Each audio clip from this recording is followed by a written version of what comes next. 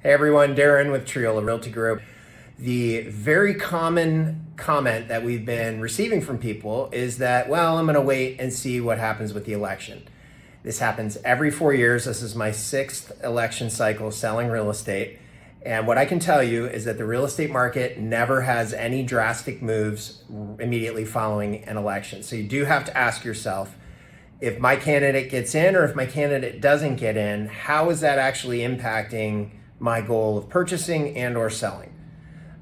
What we always recommend is let's look at supply and demand, because that's really what's driving the market. There are, believe it or not, areas in San Diego County right now that would be considered a buyer's market, where there is actually more leverage for a buyer to negotiate than a seller.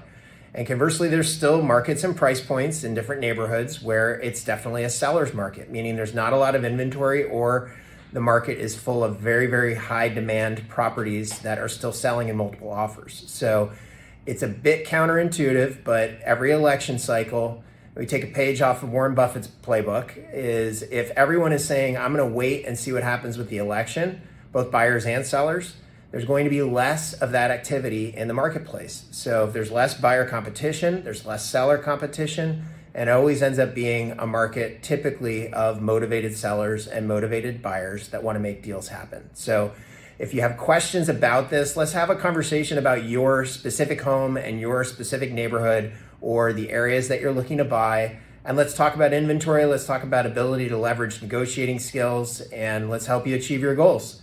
So give us a call.